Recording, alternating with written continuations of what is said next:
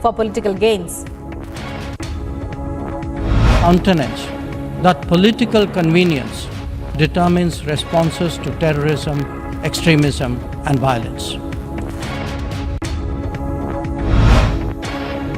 Meanwhile, Khalistanis went on the rampage in several parts of Canada yesterday. No concrete action has been taken by Canadian Prime Minister Justin Trudeau against such activities. Court registration process of the fourth supplementary charge sheet in the 26/11 Mumbai terror attack could not be completed yesterday. The evidence against the Howard Rana, a key conspirator, will now be presented today before the court. जो एक साजिश करता तहाउर राना, उसके खिलाफ Mumbai crime branch ने कल chargesheet दर्ज किया है और उसी के लिए आज कोर्ट में हम दरखास्त करने वाले हैं कि कॉग्निजेंस इसका लिया जाए, उसके खिलाफ नॉन बेलेबल वारंट इशू किया जाए।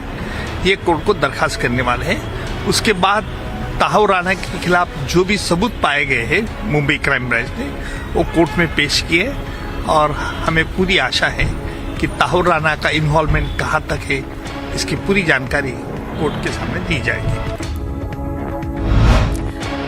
According to Ayodhya Temple Construction Committee Chairperson Nripender Mishra, the construction of the ground floor of the three-storied Ram Temple in Ayodhya will be completed by December end. Mishra also said work is underway to design an apparatus that will be installed in the shikhar of the temple. प्राण प्रतिष्ठा की जो अंतिम दिन होगी,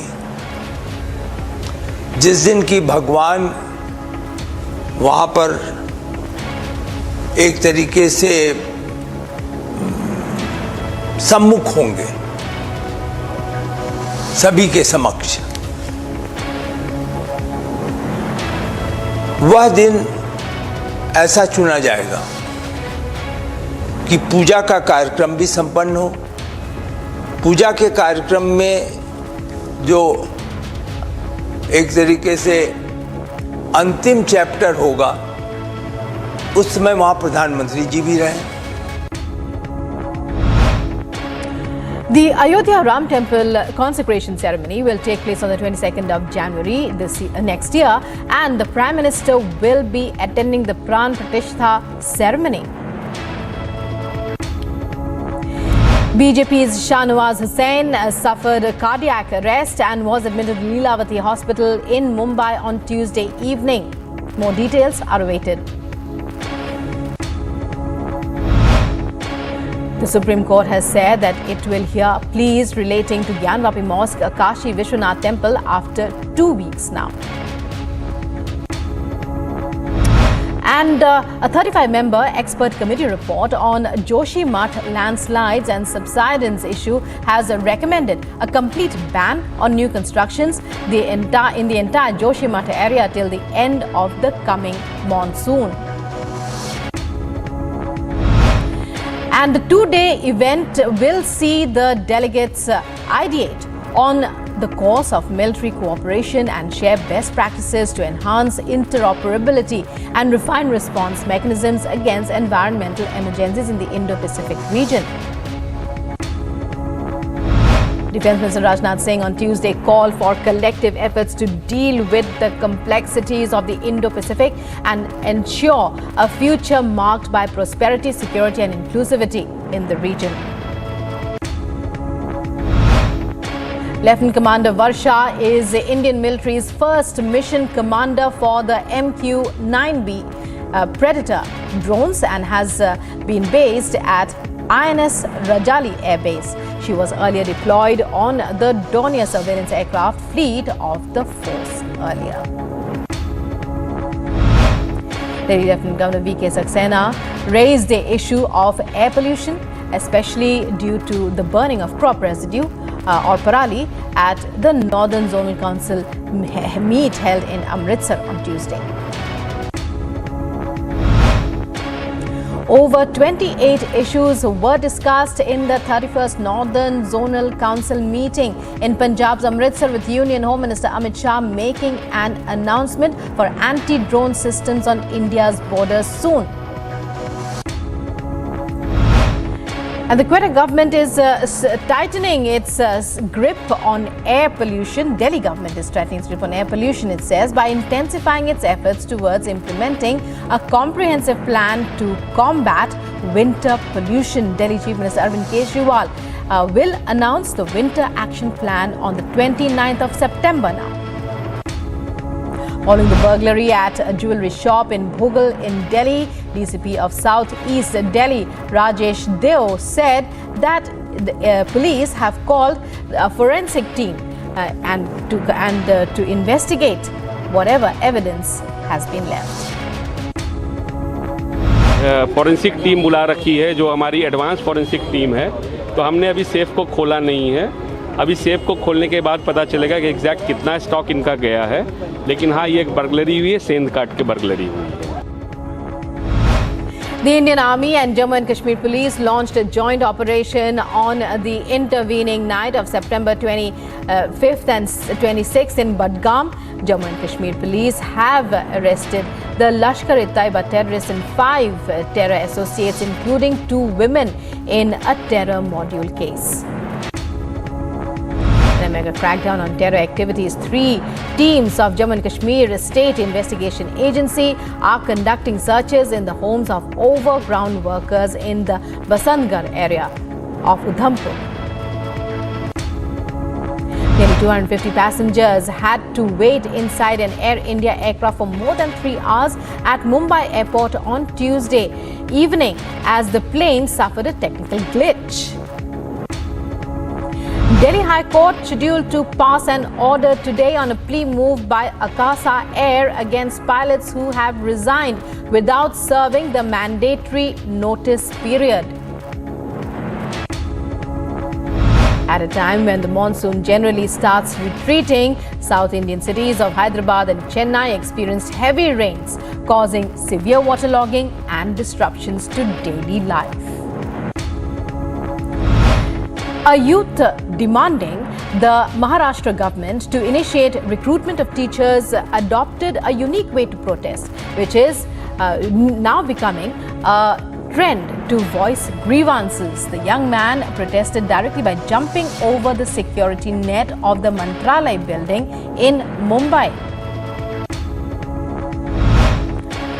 And a clash broke out between workers of Gondwana Ganatantra Party and police in Umaria, while the former was staging a sit-in protest.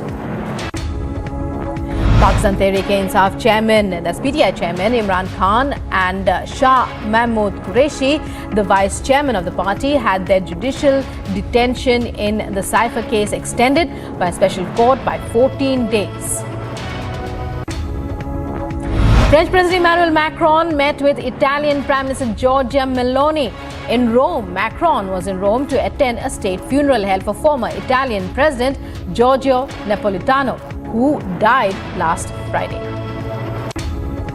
China has warned the Philippines not to make provocations or stir up trouble after the Philippine Coast Guard said it had removed the floating barrier China had placed to block Filipino boats' entry to a disputed South China Sea reef.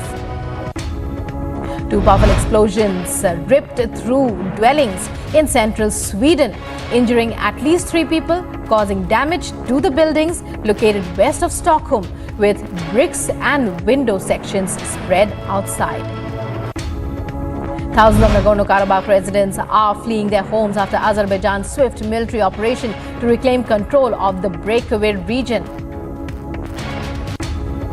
According to Romanian border police, traffic through the Danube crossing has been closed due to the attacks on the Ukrainian side. Drone footage shows the extent of destruction in the village located in eastern Ukraine after months of fierce fighting between Russian and Ukrainian forces. In a major crackdown, police in Germany have found more than 100 Syrian citizens inside apartments and other buildings that were searched in connection with the suspected smuggling of migrants. Nearly 4,600 South Korean soldiers, accompanied by more than 300 US combat troops, paraded through the streets of Seoul, along with tanks missiles, and other weapons to display their readiness for any eventuality. Senior diplomats of South Korea, China and Japan held a meeting in Seoul to discuss resuming a trilateral summit between the three nations. The Indian team of Srihari Nataraj, Likit Selvaraj and Sajjan Prakash as well as Tanisha Matthew broke this record of India's best time in the men's 4x400 medley event in the ongoing Asian Games. India's chess star Vidit Gujarati lost while Arjun Kumar won in the 7th round of the men's individual chess competition at the Asian Games. India's wushu player Suraj Yadav bowed out of the men's 70 kg quarterfinal clash after suffering an injury midway. The Indian team has won its third gold medal and in the mixed team securing a first position in the equestrian dressage of the Asian Games. Prime Minister Narendra Modi congratulated the Indian equestrian team who created history, clinching a historic gold medal in the Asian Games. After Neha Thakur secured the silver medal in the girls' dinghy category at the ongoing Asian Games in Hangzhou, Prime Minister congratulated the 17-year-old sailor. India's tennis hopeful Sumit Nagal has stormed into the men's singles quarterfinals of the Asian Games. The Indian pair of Yuki Bhamri and Ankita Raina put up a commanding performance against the Pakistan pair of Sara Khan and Akil Khan to book a place in the next round of the mixed doubles event. India's three key players Akshar Patel, Shubman Gill and Shardul Thakur have not travelled with the men in blue to Rajkot for their final ODI against Australia. Sri Lanka named their 15-player squad for the upcoming ODI World Cup with all-rounder Wanindu Hasaranga missing out from the squad. That's all in this edition of Superfast 50. Thanks for watching.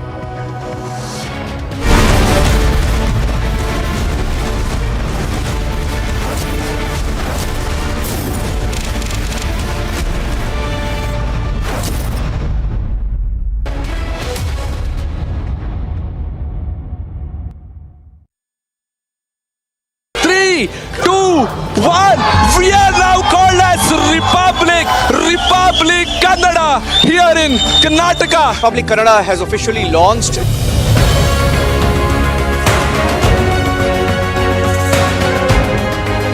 So today we dedicate Republic Kannada to the people of Karnataka.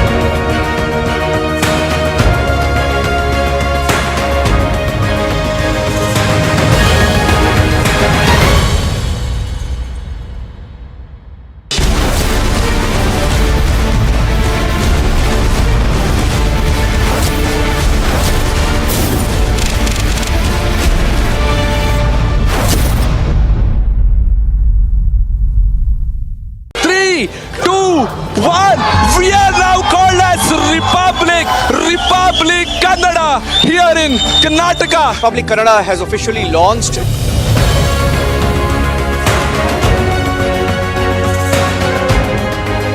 So today we dedicate Republic Kannada to the people of Karnataka.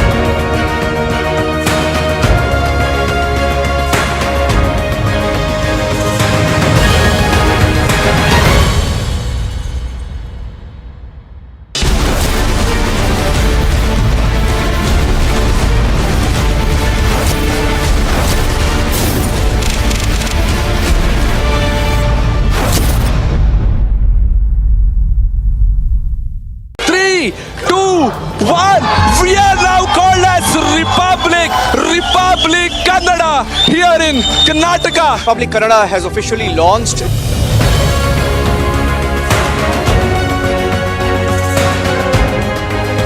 So today we dedicate Republic Kannada to the people of Karnataka.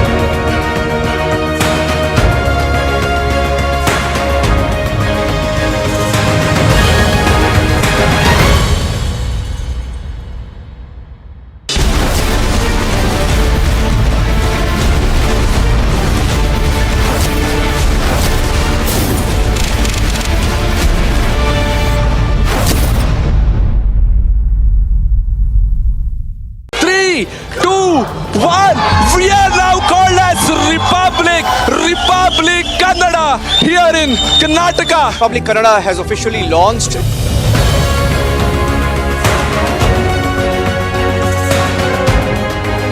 So today we dedicate Republic Kannada to the people of Karnataka.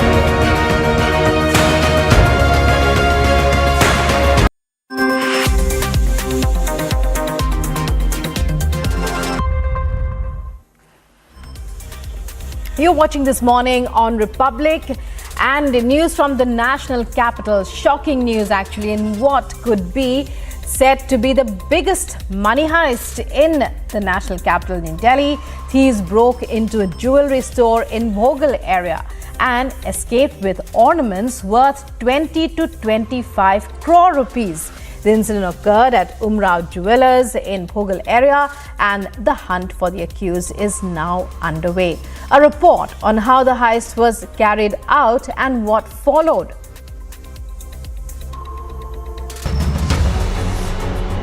What seems to be among the biggest heists in Delhi came to light on Tuesday.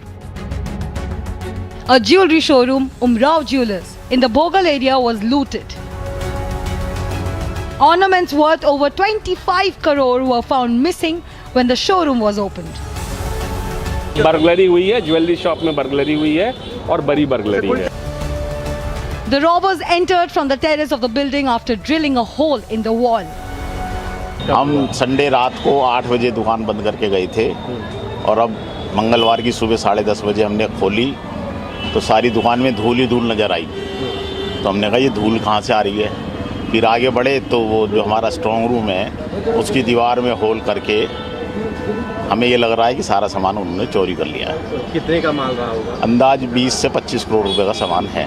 Now this is the major heist that has been reported this morning after the owners on Sunday had closed their shop at around 9 p.m. and it was only after between the 9 p.m. and 12 a.m. of Sunday that reportedly a group of people, which is the number is not ascertained right now, they have came here to the area from a discreet narrow way which was taken from the behind and some other gate of the shop.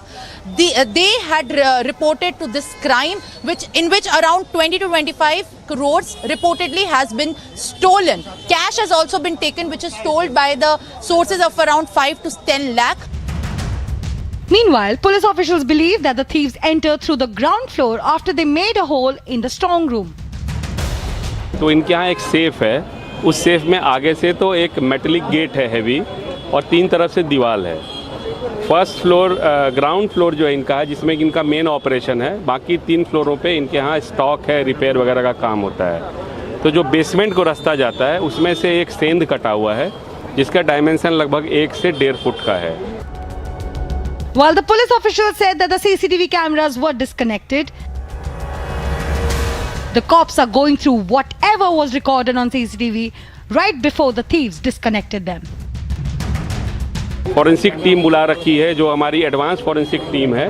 तो हमने अभी safe को खोला नहीं है. अभी safe को खोलने के बाद पता चलेगा कि एग्जैक्ट कितना स्टॉक इनका गया है. लेकिन हाँ, ये एक बर्गलरी हुई है, सेंध काट के बर्गलरी हुई है. तो कोई सीसीटीवी फुटेज? हाँ, काफ़ी सीसीटीवी अंदर लगी हुई है और उन सीसीटीवियों को हम देख रहे हैं. जैसा कि आपको पता है बहुत ही प्रिलिमिनरी स्टेज है, जिस स्टेज पे हम आपको ये नहीं बता सके कौन है कहाँ है, पर सीसीटीवी फुटेजेस हैं. In the latest, the police has identified at least 5 routes which were used by the thieves and tracked 2 of the culprits via CCTV cameras. Bureau Report, Republic TV.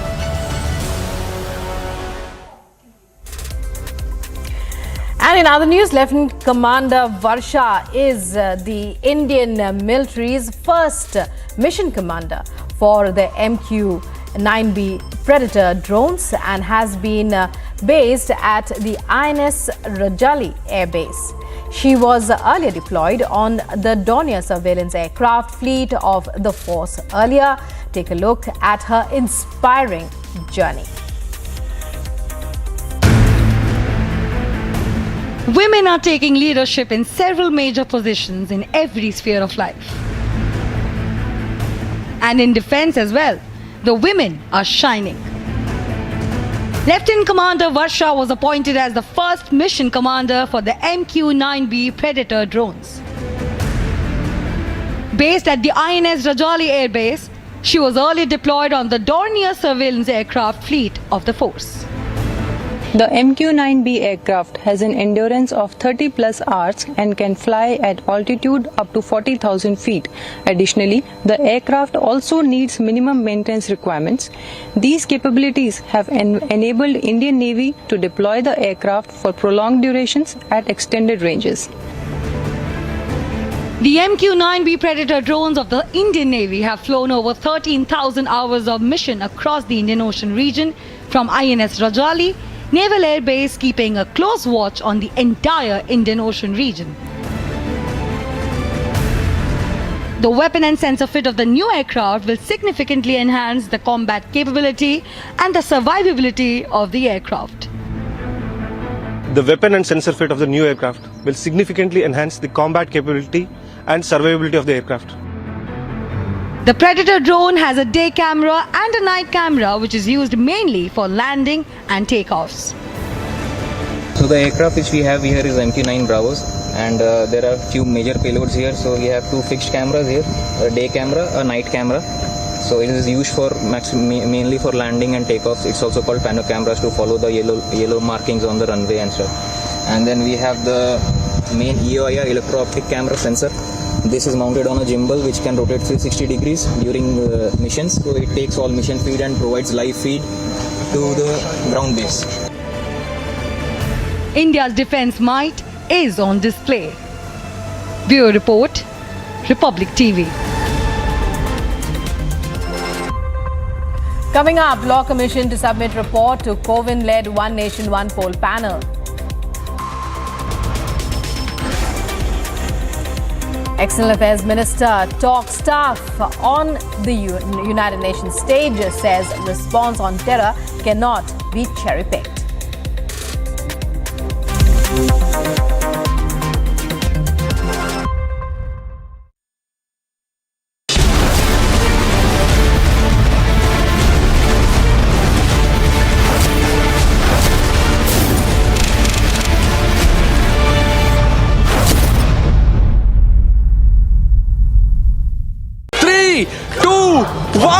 We are now called as Republic Kannada here in Karnataka. Republic Kannada has officially launched.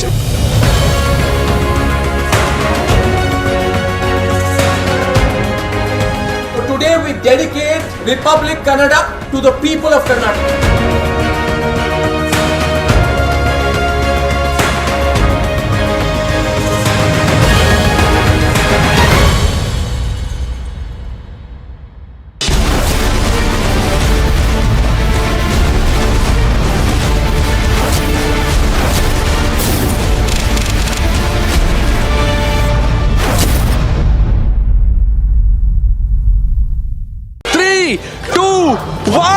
We are now called as Republic Kannada here in Karnataka. Republic Kannada has officially launched.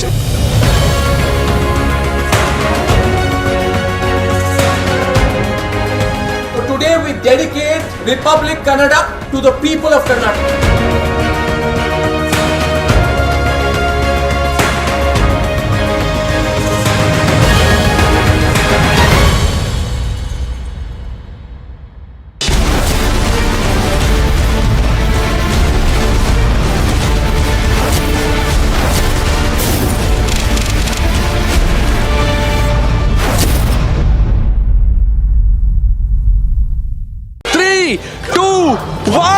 We are now called as Republic Kannada here in Karnataka. Republic Kannada has officially launched.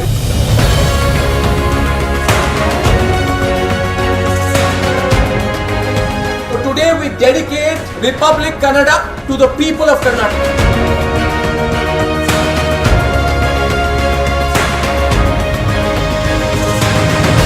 3, 2, 1. We are now called as Republic Kannada here in Karnataka. Republic Kannada has officially launched.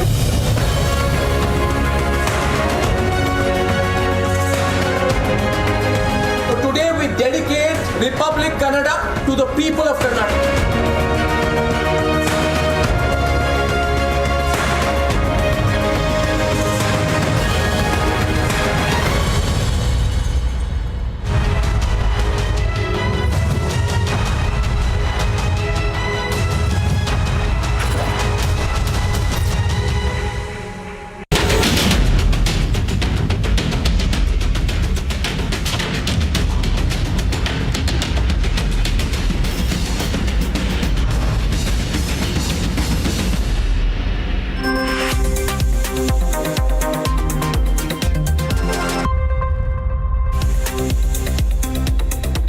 A very good morning. Welcome to the day's early editions here on Republic TV. I'm Rukma, and even as our top focus is this morning, External Affairs Minister talking tough on terror, presenting India's perspective on terror at the UN General Assembly in his speech. We also take a look at the latest developments in the Cauvery water dispute. Also, a stunning heist, a shocking heist. Jewelry worth nearly 25 crores robbed from the strong room of a jewelry showroom in the center of the national capital. All that and more. But first, here are the headlines. Law Commission to submit report to Kovind-led One Nation, One Poll panel. Nor must we countenance that political convenience determines responses to terrorism, extremism, and violence. Cannot be exercises in cherry picking. An External Affairs Minister talks tough on the UN stage, says response on terror cannot be cherry-picked. India holds the mirror to Canada as Jaishankar straight up says will not tolerate terrorism for political gains.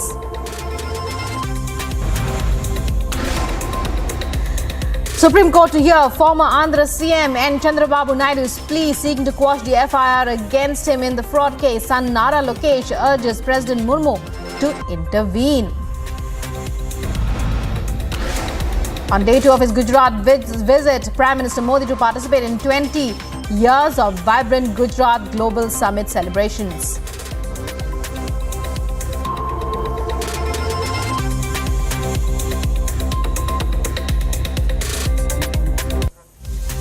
And we begin by telling you all about the Prime Minister's two-day visit in Gujarat. That's underway. It began yesterday. Today, he will be participating in a program that marks the celebration of 20 years of the vibrant Gujarat Global Summit. And at Science City in Ahmedabad, here's a detailed report. Take a look.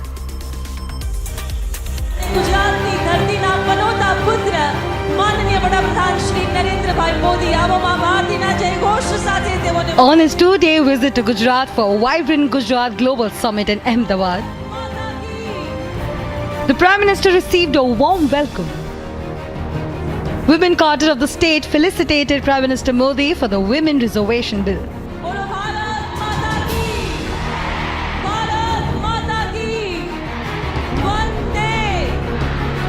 माताओं बहनों, ये आपकी बढ़ती ताकत का ही नतीजा है कि नारी शक्ति मंथन अधिनियम संसद में रिकॉर्ड मतों से पास हुआ है। जिन लोगों ने दशकों तक इस लटका कर रखा था, उन्हें भी आपके डर से ही इसका समर्थन करने के लिए मजबूर होना पड़ा है और वोट डालना पड़ा है। We have just seen that the Prime Minister in his home state for the 2-day visit has come here. Is where he had in fact addressed the hundreds and thousands of workers who had come here and speaking specifically on the women's reservation bill, speaking and calling it a gift that he had prepared during the time of Raksha Bandhan and now has already given it to the women who had given the Rakhis to the Prime Minister as well. So that is really the kind of mood that we see at least in his home state of Gujarat, where thousands of workers had been present there, thousands of women's workers who had come here to congratulate, to thank the Prime Minister for the women's reservation bill.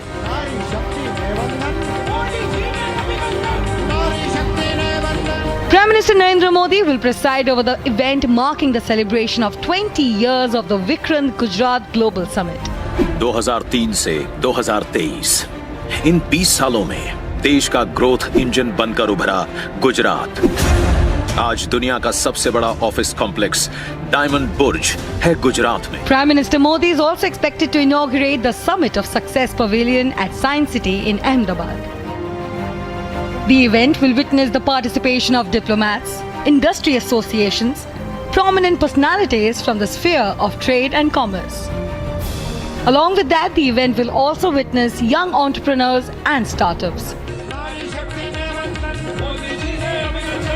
The vibrant Gujarat Global Summit was started under the leadership of Prime Minister Modi when he was Chief Minister of Gujarat. आज वो summit 2 दशकों के महत्वपूर्ण पड़ाव पर आ पहुंचा है। Vibrant Gujarat Global Summit 2024, a gateway to future. On 20th September 2003, the journey of the vibrant Gujarat Global Summit started. And over time, it transformed to become a truly global event, attaining the status of being one of the premier business summits in India.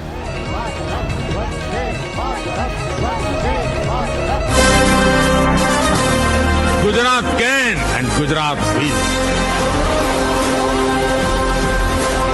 लोग कहते हैं मोदी सपने देखता है। मोदी सपने देखता नहीं है, मोदी सपने बोता है। During the program, the Prime Minister will also dedicate to the nation multiple development projects. Bureau Report, Republic TV.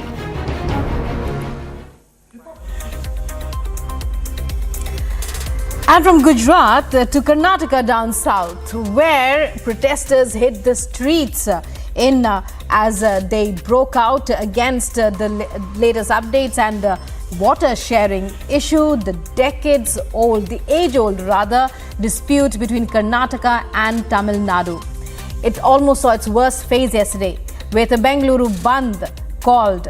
To make matters worse for Karnataka, the Cauvery Water Regulation Committee has recommended Karnataka release another 3,000 cusecs of water daily starting from the 28th of September till the 15th of October to Tamil Nadu. Here's the latest. Take a look.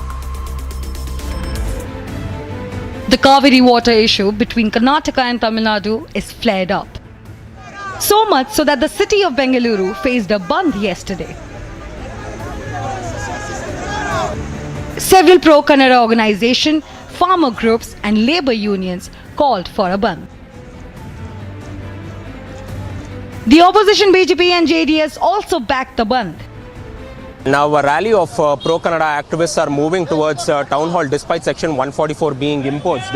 And right now we can go ahead and look on our screens as well that over 20 to 30 people are going ahead to town hall as well. And you can clearly look at the sort of banners that has been put on this particular vehicle, which shows that this is a protest which is being organized by the Cauvery Horata Samiti.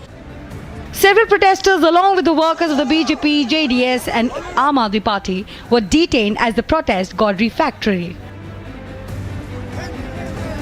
Sir, we didn't even have a thing of protesting today. We were just going around and we were enlightening people that drinking water is so essential to Bangalore. If we don't we don't have a bandh today, it won't give a good message to the country as well, because we are suffering. We don't have even water for drinking purpose. Forget the farmers. It's a very bad state of affairs right now. Now, after the BJP and the JDS, it's the Aam Aadmi Party on the streets of Bengaluru moving towards Freedom Park, who are going ahead and protesting in large numbers against the government as well, where the cadres are moving towards the Freedom Park. We are seeing more and more in number who are going ahead. It is the Aam Aadmi Party coming out in huge numbers and protesting against the Karnataka government, against Chief Minister Siddaramaiah as well as Deputy Chief Minister D.K. Shivkumar. I have already my party has already extended. My party has already extended support for a peaceful Bandh. By noon, major roads in the IT hub were blocked by protesters. I'm just standing away because thousands of people are coming in and there is absolutely no sort of network that we are able to catch at this point of time as well. So you can clearly see that all the political parties, Pro-Kannada organizations, farmers have come out in huge numbers, and there are many flags which are waving, which they are waving around, but quite dominantly it's the yellow and red, which the Pro-Kannada organizations, which everybody says is the Karnataka flag, which you are seeing right there on our screens as well. So thousands of them out here in Freedom Park. All the protesters, whoever were bundled out, have been brought inside Freedom Park, and this is exactly where all the action is happening, where hundreds and thousands of farmer leaders, political parties, pro-Kannada activists, workers, the BJP, JDS, and also the Aam Aadmi Party coming out in huge numbers. However, in another setback for Karnataka, the CWRC recommended release of 3,000 cusecs of water from September 28th till October 15 to Tamil Nadu. The farmers, however, are adamant. They have warned of taking the protest a step ahead if the government does not stop release of water to Tamil Nadu. Government of Karnataka neglecting the peoples. Already they are releasing the water to Tamil Nadu. More than 51 TMC water only saving, More than 70 TMC water we want. Bengaluru peoples and Cauvery River Authority area. So we are facing drinking water. Already 250 farmers are going to suicide. 195 taluks are going to drought area. 65% rainfall, downfall. No rain. This is the situation. Why they are releasing the water? This is purely politics. Will the Siddaramaiah-led Congress government in Karnataka find a solution to the decade-old issue? Bureau Report, Republic TV. External Affairs Minister Dr. S. Jaishankar addressed the 78th United Nations General Assembly session. During his address, the External Affairs Minister spoke on several issues, especially India's G20 presidency, respect for territorial integrity, a global rules-based world order, and many more. Here's a detailed report. Subramaniam Jaishankar, Minister of External Affairs of India. Mr. President, distinguished members of the General Assembly, Namaste from Bharat. With this remark, External Affairs Minister took India's message to global stage. Referring to G20 inclusivity, where African Union was made a G20 member, Jaishankar batted for UNSC reforms. Mr. President, it was also noteworthy that at India's initiative, the African Union was admitted as a permanent member of the G20. By doing so, we gave voice to an entire continent which has long been its due. This significant step in reform should inspire the United Nations, a much older organization, to also make the Security Council contemporary. External Affairs Minister also sent out a strong message for UNGA platform. Nor must we countenance that political convenience determines responses to terrorism, extremism, and violence. Similarly, respect for territorial integrity and non-interference in internal affairs cannot be exercises in cherry-picking. Clearly, India has shown mirror to Canada on the issue of terrorism. From listing out India's G20 success to schooling Canada. External Affairs Minister has successfully showcased India's prowess as an emerging global leader at global stage. Bureau Report, Republic TV.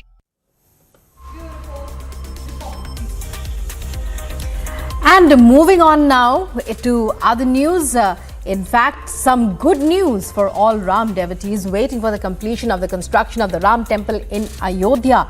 News is the first floor of the Mandir will be complete by this December, and the consecration ceremony is likely to be held on the 22nd of January after that.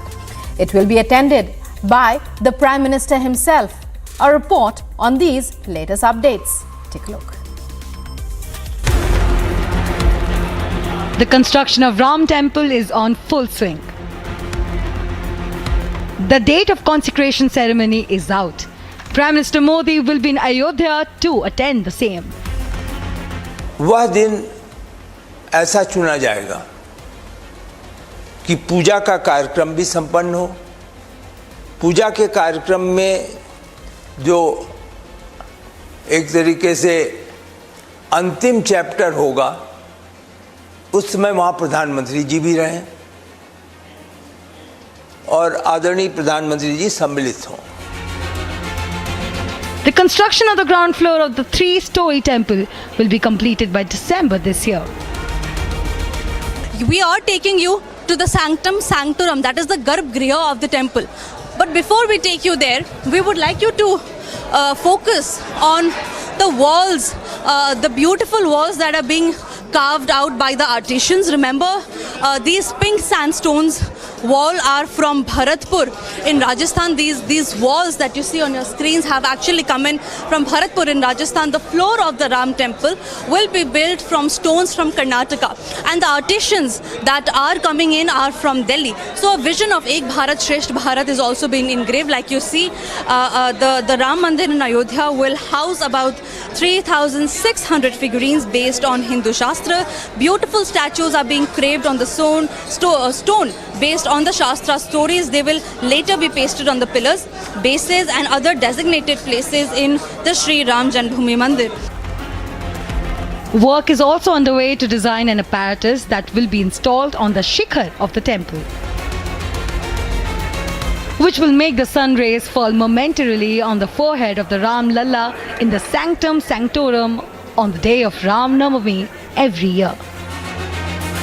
The Ram Lalla statue that we are talking about will be of 51 feet, and it will be placed inside the Sanctum Sanctorum, where a flag has already been placed. So that flag actually symbolizes the area where the Ram Lalla idol will be placed. Now remember, the Ram Lalla idol was actually being made from the Shalimar stones that was being brought from Nepal.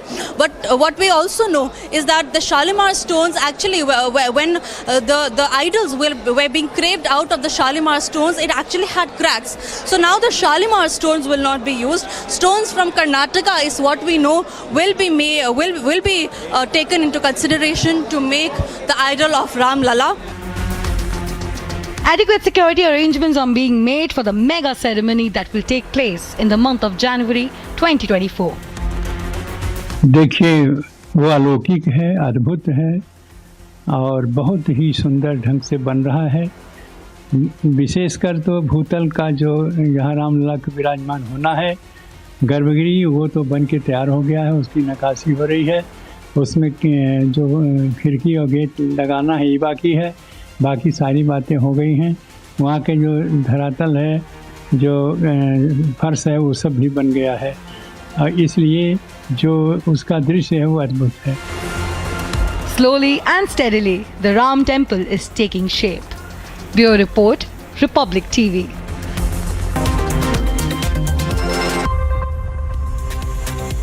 News that's coming up. Supreme Court to hear N. Chandrababu Naidu's plea seeking to quash the FIR against him in the fraud case. Son Nara Lokesh urges President Murmu to intervene. On day 2 of his Gujarat visit, the Prime Minister to participate in 20 years of vibrant Gujarat Global Summit celebrations. In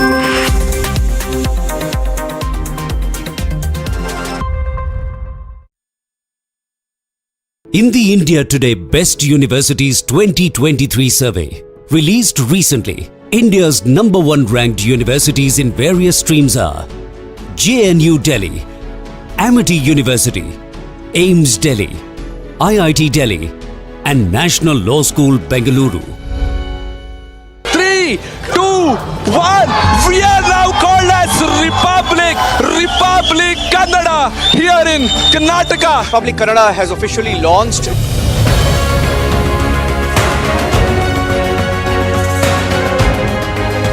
Today we dedicate Republic Kannada to the people of Karnataka.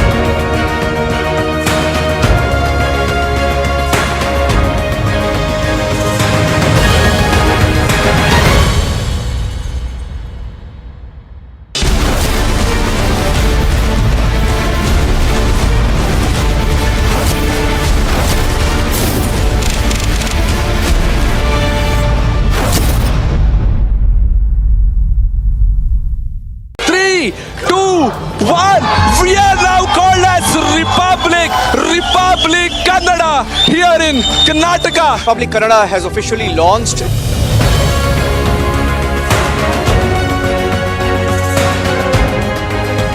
Today we dedicate Republic Kannada to the people of Karnataka.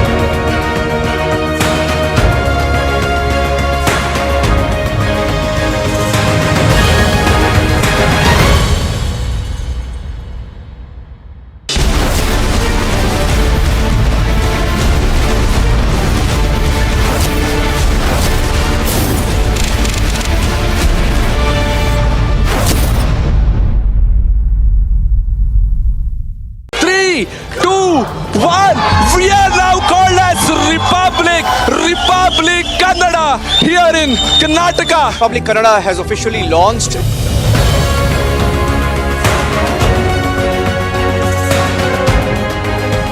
Today we dedicate Republic Kannada to the people of Karnataka.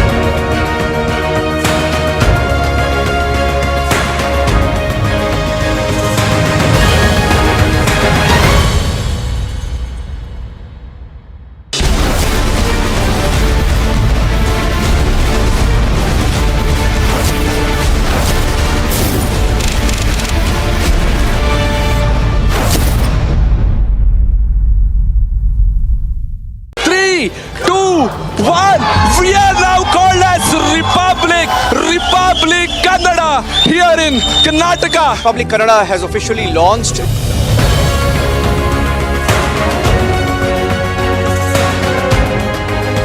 Today we dedicate Republic Kannada to the people of Karnataka.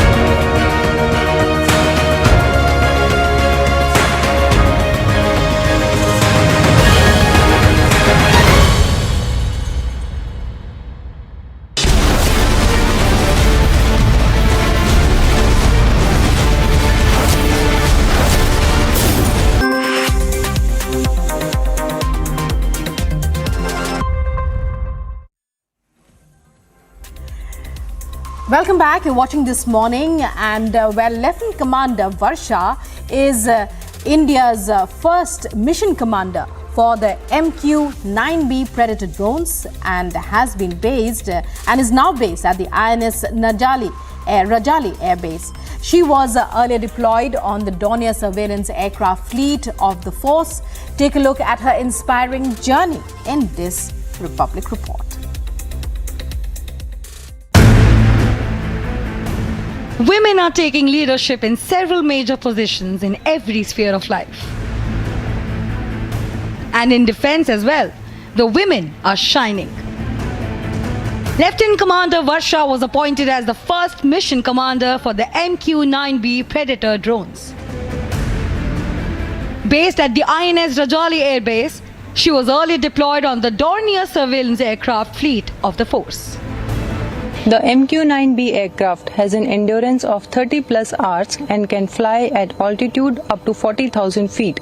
Additionally, the aircraft also needs minimum maintenance requirements. These capabilities have enabled Indian Navy to deploy the aircraft for prolonged durations at extended ranges.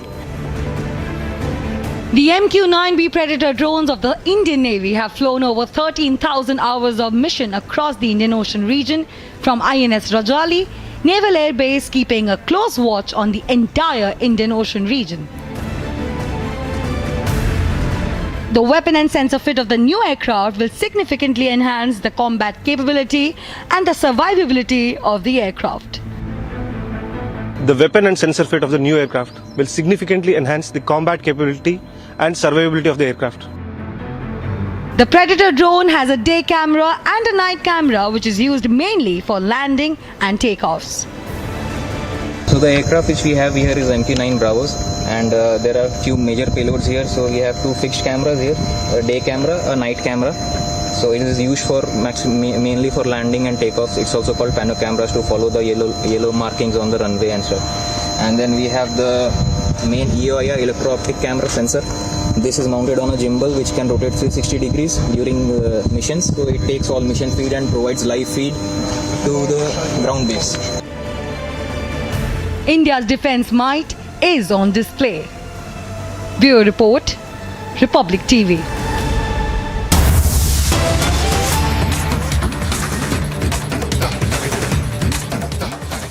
And fresh breaking coming in from Punjab and Haryana will crackdowns on gangster Khalistan terror networks nexus. It's a massive crackdown by the National Investigation Agency that has been going on for some time now. Now the NIA has raided various locations in Punjab, Haryana and a number of other states. Raids are on close to 50 locations. That's what we're hearing since reports last came in. The raids are in connection with 3 cases registered by the National Investigation Agency. Gursimran to bring us more details on this breaking news update. Gursimran, over to you. We believe the NIA is relentlessly pursuing, this nexus that it wants to crack down on. Many names have emerged in the past few days itself. Today, again, multi-state NIA raids underway. Over to you. See, the multi-state NIA raids have started at around 6:30 in a well-coordinated manner. That is what we are getting to know. Apart from this, we are being told that the raids are underway, a majority in Punjab, in Haryana, Rajasthan and the Delhi NCR region. These are the places where the raids are still underway and have started at around 6:30 in the morning. The raids are being conducted in connection with the 3 cases registered by the NIA Delhi police station, and these cases pertains to the nexus of the gangster terror network that also involve the major chunk of the Khalistani angle. That includes the extortion by the Khalistani terrorists and also their attempts to revive the terrorism in Punjab and the nearby areas. So this entire module is under scanner. We are being told that the raids are underway at more than 50 locations. To be very specific, when it comes to is the 51 is the number that we are being told that the locations where the raids are underway. But the major chunk of the raids, around 30 locations, that is what my colleague Amandeep is getting for us, that is underway in Punjab and then in Haryana, followed by Rajasthan and Delhi NCR. So the news that we broke the day before yesterday, that more than 45 Khalistani radicals, those who are providing the support to this entire nexus of the gangster terror, they have been identified by the National Investigation Agency, and now the teams of the NIA have reached their doorstep and now acting on some of the digital devices. Some of the phone call records were analyzed earlier by the teams of NIA, post which their names surfaced. It is over the 2 years investigation that the NIA has conducted that these names have surfaced, and this has also established their links with those handlers, those who are sitting across the border in Pakistan or in the United States, United Kingdom, Canada and the other countries. So now this entire modus operandi is being worked upon by the teams of the National Investigation Agency, and also what we are getting to know that these raids are being monitored by the top brass of the National Investigation Agency. Even a minute-by-minute update is being given to the top brass of the NIA, and we spoke to some of the officials, those who are privy to the development, and they have said that this raid is one of the major raids that are being conducted on this infrastructure of the gangster terror infrastructure that also includes what is being conspired by the Khalistani terrorists against the sovereignty and the unity of India. So this crackdown is underway at the multiple locations. Even we are told that in Punjab, at some places in Chandigarh and in Amritsar and Taran the raids are underway. However, we are yet to get the exact details of the places where the raids are underway. But yes, these are the massive raids by the National Investigation Agency at a time when the Khalistani radicals, they are trying to revive themselves. They are trying to radicalize the people in Punjab and the nearby areas so that they can continue their activities. And also those who are sitting in the foreign land conspiring against India, their local stooges are also under the scanner of the National Investigation Agency. Yes. Right, Gursimran, many thanks for giving us that clear picture of the massive crackdown by the NIA that continues. We're hearing of multi-state raids to break down. It's a crackdown on the gangster Khalistani terror network that is at play in and associated with these states, Punjab, Haryana, Rajasthan, all seeing these massive raids that are underway in over 50 locations today. They began at around 6:30. Gursimran bringing us all those details and updates.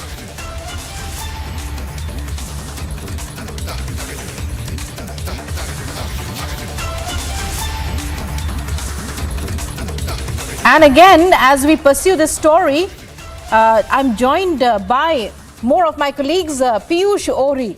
Piyush, what information can you give us? We were just speaking to Gursimran. He spoke about, and he gave us an overview of how the raids began at around 6:30 this morning. What information do you have? So rightly mentioned by my colleague Gursimran that yes, there have been now multi-state raids conducted by the National Investigative Agency to break the spine of the terror gangster network which is prevalent not only in Punjab, Haryana, but also in several states. Now, the maximum number of these raids have been conducted in Punjab, but what we have been also told by our sources is that there are also raids that have been conducted in Haryana and also some parts of the National Capital Region and Rajasthan. But primarily the focus is on Punjab. Mind you, there are large number of gangsters and sympathizers of the Khalistani ideology that have moved from Punjab and are moving from Punjab to other countries like Canada and several other countries where they are trying to propagate the Khalistani ideology. So yes, the main objective of the National Investigative Agency through these raids, which they have been conducting even earlier, is to break the spine and to break the financial network which these gangs terror network are being getting. So yes, in some time now we are also going to be getting that where are these places where these raids are going to be conducted, and very soon we are going to be going to these places to tell our viewers that how and where and what objective has the NIA been able to achieve through these multi-city raids that have been conducted by the investigative agency. Back to the studio, Rukma. Right, I go back once again to Gursimran, my colleague. Gursimran, a day ago, the premises of Khalistani extremist Lakhbir Singh, so his associates, was raided by the NIA. Then again, a crackdown to finish Goldi Brar gang as the Khalistani movement escalated, after that comment by Justin Trudeau. Well, what can you tell us about, clearly, our audience would like to know, our viewers would like to know, are these all the, the achievements that they have acquired, the properties they have acquired as a result of, this drug peddling, of smuggling in drugs, and, are they all ill-gotten gains?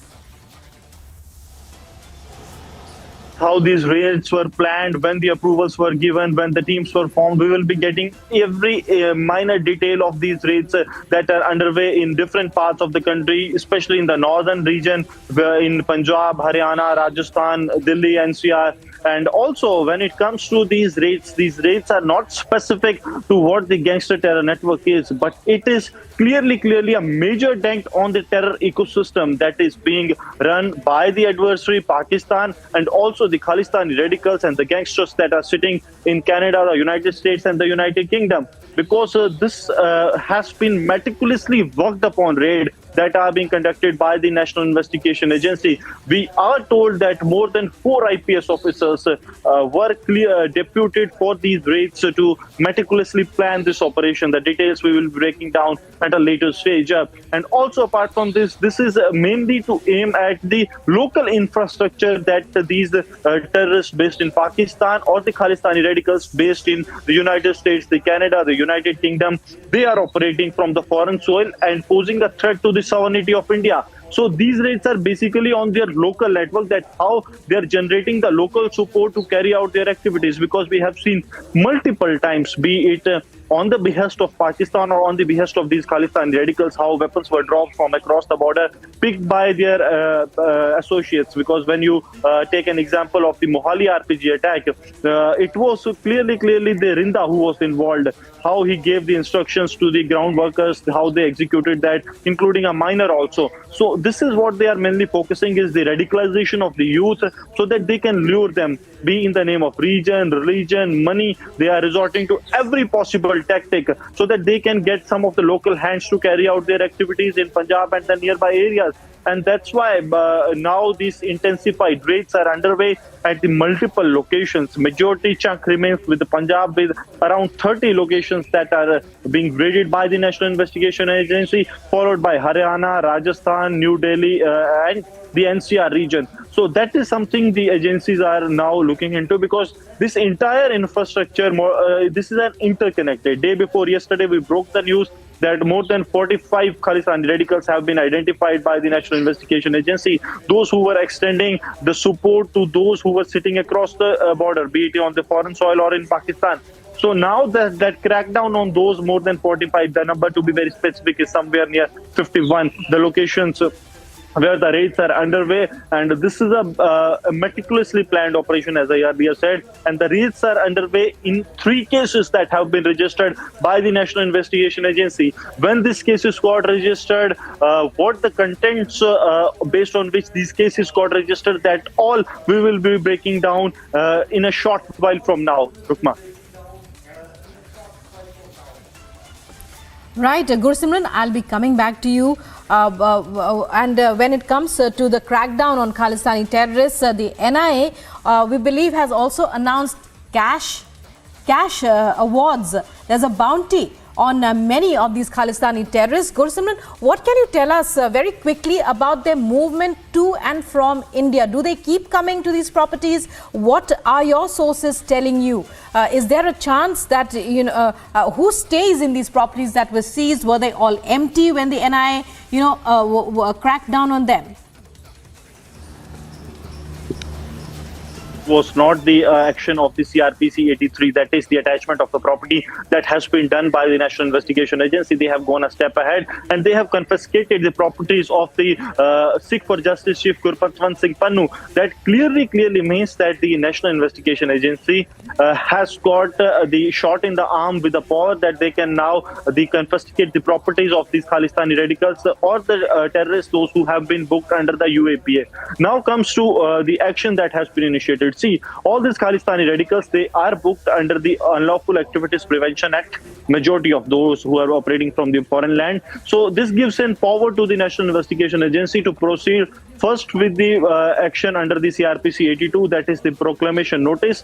After 30 days, the attachment of the properties under the CRPC 83, followed by which is the confiscated properties that the NIA is now doing, that they are confiscating their properties, which means that they loses the ownership rights. Attachment only restricts themselves not to sell that property, but now the action of the NIA confiscating the properties of these Khalistani radicals take the entire property rights from them, and this becomes the government property. So this is a major setback to those who are sitting across the border, that their lands or their properties in India, they will be the property of the government if they don't depend or if they indulge in anti-India activities. So this is what the National Investigation Agency has done in the recent past, in the past 5 to 6 days, and this was all planned. this was all part of what is next to what we are witnessing today. That first their properties will become the government properties, and then the raids will continue at their associates places, that is spread over the northern India, Punjab, Haryana, Rajasthan, National Capital Region, and also the New Delhi. So these are the locations that these terror associates and the terrorists and the gangsters, they were using as part of their entire ecosystem. But now the NIA is carrying out the raids at over 50 locations. Yes. And there's every hope, Gursimran, that it will be cracked down upon and destroyed once and for all. Many thanks for joining us there, Gursimran and Piyush Ohri as well. So multi-state NIA raids underway in Delhi, in Punjab, Haryana, Rajasthan, in these northern states as the NIA cracks down heavily on the gangster Khalistan nexus. Time for a short break. On the other side, in World This Morning, amid the Kosovo-Serbia conflict, drone video shows a group of gunmen at Serbian Orthodox monastery in Kosovo. Also, China warns the Philippines to not make provocations in South China Sea.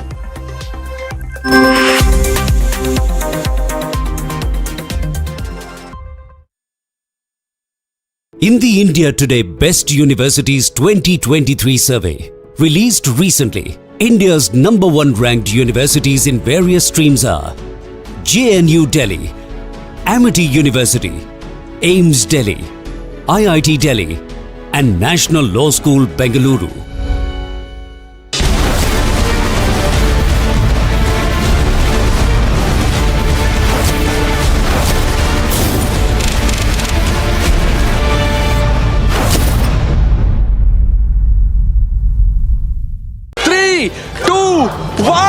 We are now called as Republic Kannada here in Karnataka. Republic Kannada has officially launched.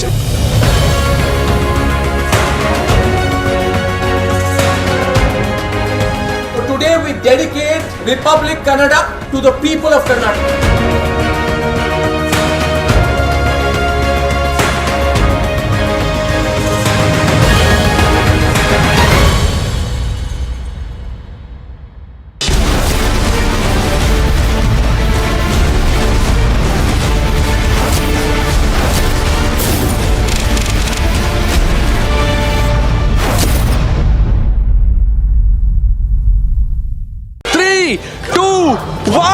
We are now called as Republic Kannada here in Karnataka. Republic Kannada has officially launched.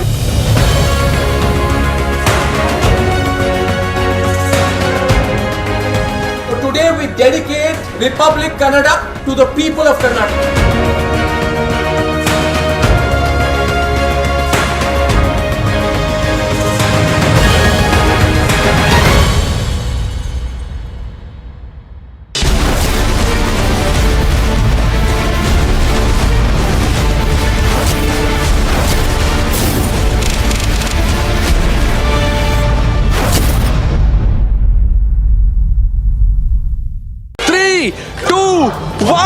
We are now called as Republic Kannada here in Karnataka.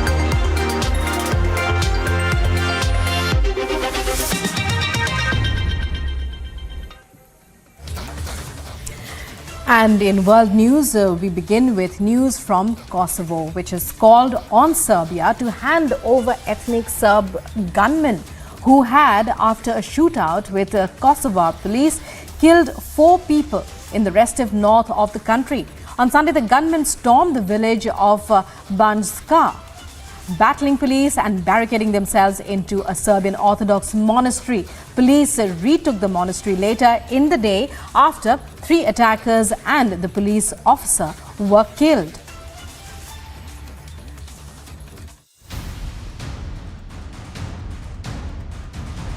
On your screens are the visuals of ethnic Serb gunmen in armored vehicles,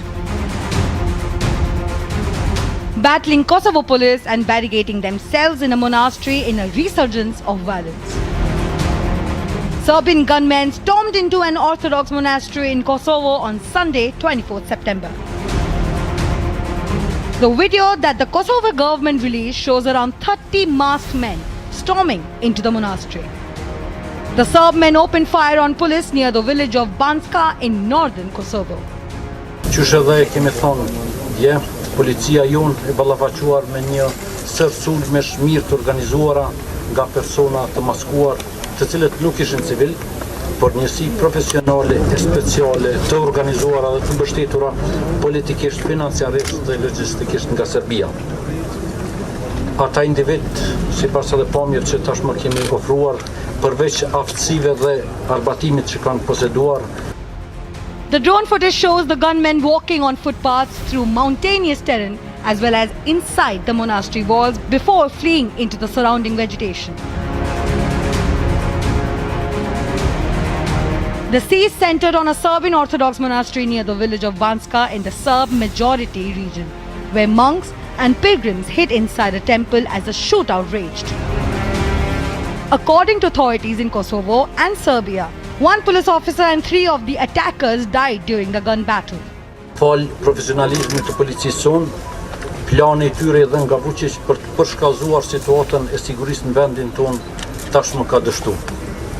Në shkëmbimin e zjarreve mes grupeve të armatosura dhe policisë sonë kanë mbetur së paku 3 të vrarë nga ta, të gjithë me uniforma dhe me pajisje ushtarake, ndërsa janë arrestuar 2 të tjerë, pashtu të uniformuar. The Kosovo government has now demanded to hand over Serb gunmen who fled after the shootout. Vlen theksohet se asnjë person civil nuk është lënduar nga ky aksion. Sipas informatave të drejtanishme, 6 terroristë plagosur po trajtohen në spitalin e Novi Pazarit dhe kërkojmë nga Serbia që ata të dorëzojnë menjëherë autoriteteve. Meanwhile, a Kosovo court on Tuesday also decided to keep 3 people under arrest under the suspicion of being involved in the killing of a Kosovo Albanian police officer. U odnosu na mog branjenika, na Dragišu, Dušana Maksimovića, danas je određena mera sudskog pritvora u trajanju od 30 dana. Mi ćemo na rješenje uložiti žalbu. Mi smo sudu ukazali na neke činjenice za koje smatramo da su relevantne i koje pokazuju da se radi o nečemu što je možda i nesporazum više nego bilo šta što bi moglo da ima veze sa krivičnim delom. While most of the assailants escaped on foot under the cover of darkness on Sunday evening, 3 of the gunmen were shot and killed by Kosovo police. The clash raised tensions at a time when Serbia and Kosovo have been seeking to normalize ties. In February, the wartime foes agreed a 10-point plan intended to bring them closer to EU membership, but implementation has faltered. Agency report, Republic TV. After the Philippine Coast Guard claimed it had destroyed the floating barrier that China had constructed to prevent Filipino boats from accessing a disputed South China Sea reef, China has now warned the Philippines not to provoke or stir up trouble. Here's more. Beijing has warned Manila not to stir up trouble. This after the Philippine Coast Guard said that it has removed the floating barrier which China had placed to block Filipino boats' entry to a disputed South China Sea reef. Philippine officials condemned the installation of the 300-meter-long barrier at the entrance to the lagoon at Scarborough's Shoal. But China has not taken it well. 中方坚定维护黄岩岛的主权和海洋权益。我们奉劝菲方不要挑衅滋事。 It is the most recent escalation of ongoing territorial disputes in the busy and resource-rich waterway, the majority of which China claims to be its own. The Philippine Coast Guard's report that it has removed the barrier underscores intensifying Philippine efforts to fight China's increasingly aggressive actions. Chinese Coast Guard vessels had laid the barrier, held up by buoys, on Friday as a Philippine government fisheries vessel approached. The Philippine Coast Guard said that more than 50 Philippine fishing boats were outside the shoal at that time. Agency report, Republic TV.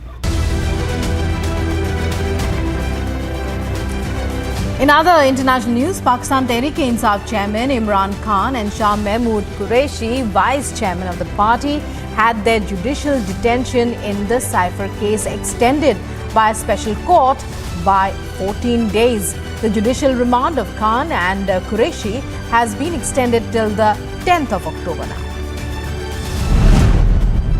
French President Emmanuel Macron met with Italian Prime Minister Giorgia Meloni in Rome. Macron was in Rome to attend a state funeral held for former Italian President Giorgio Napolitano, who died last Friday. China has warned the Philippines not to provoke or stir up trouble after the Philippines Coast Guard said it had removed a floating barrier that China had placed to block Filipino boats' entry to a disputed South China Sea reef.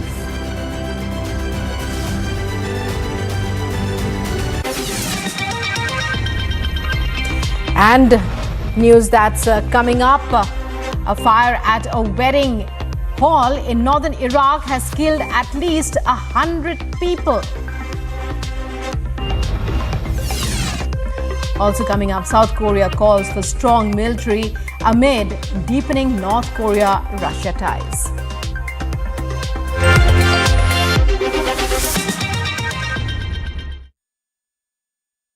In the India Today Best Universities 2023 survey, released recently, India's #1 ranked universities in various streams are JNU Delhi, Amity University, AIIMS Delhi, IIT Delhi, and National Law School Bengaluru. 3, 2, 1, we are now called as Republic Kannada here in Karnataka. Republic Kannada has officially launched.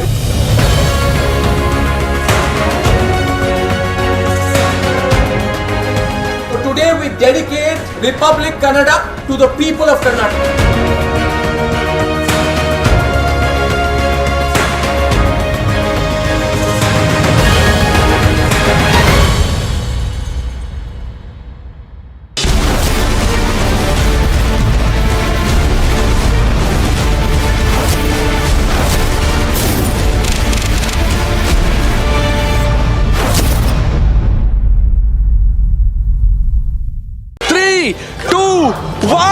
We are now called as Republic Kannada here in Karnataka. Republic Kannada has officially launched.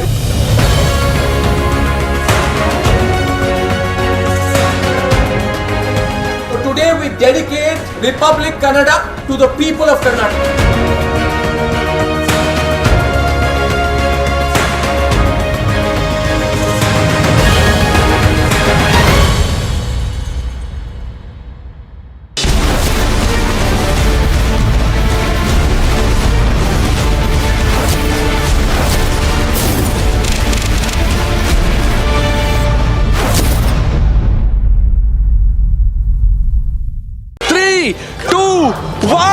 We are now called as Republic Kannada here in Karnataka. Republic Kannada has officially launched.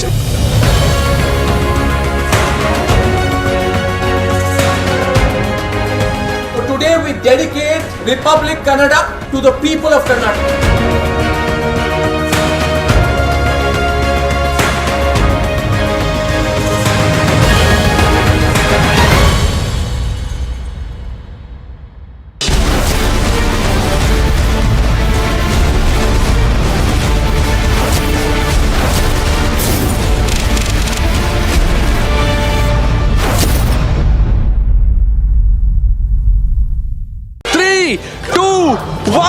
We are now called as Republic Kannada here in Karnataka. Republic Kannada has officially launched.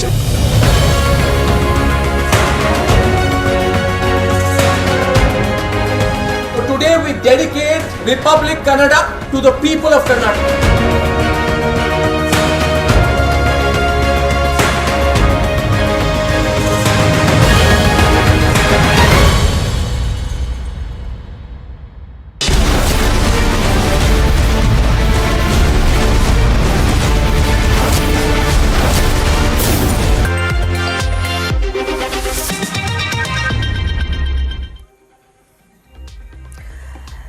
In more international news, a Russian drone attack has caused the closure of the Orivka-Isakia border crossing that links Ukraine with NATO member Romania. Meanwhile, the Defense Ministry in Moscow has released a video appearing to show the Black Sea Fleet commander killed by Ukraine on Friday in a meeting. Russian airstrikes and shellings have killed 6 people in Ukraine. The latest strike was captured from a ferry on the Danube River.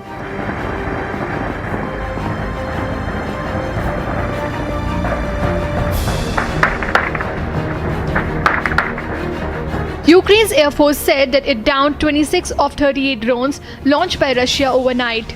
The video showed explosions in Ukraine that could be seen from across the border in Romania. According to the Ukrainian officials, the attack caused significant damage to infrastructure at the Black Sea port of Odessa.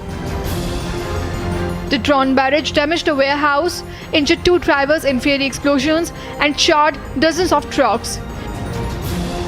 Watch how the firefighters attempted to quell a blaze at a compound in a port on the Danube River. According to Romanian border police, the traffic through the Danube River crossing has been closed due to the attacks on the Ukrainian side. Romanian border police further said that the traffic was being redirected through a town situated on the Danube upstream. Responding to the strike, NATO member Romania also strongly condemned the Russian attack on border area. At least 9 civilians were killed and 15 were injured over the past 24 hours as a result of Russian strikes. Russia has continuously been targeting port and grain storage facilities in Odessa since pulling out of a deal that allowed Ukrainian grain exports to countries facing the threat of hunger. Agency report, Republic TV.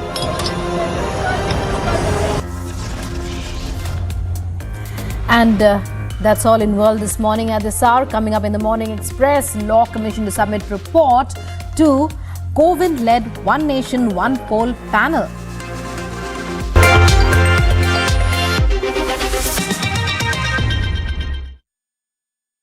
In the India Today Best Universities 2023 survey, released recently, India's #1 ranked universities in various streams are JNU Delhi, Amity University, AIIMS Delhi, IIT Delhi, and National Law School Bengaluru.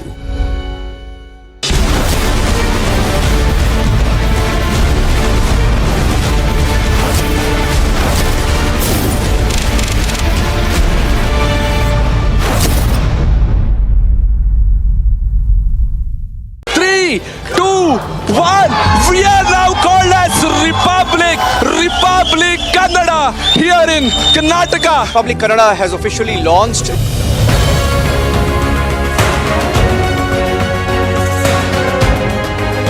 So today we dedicate Republic Kannada to the people of Karnataka.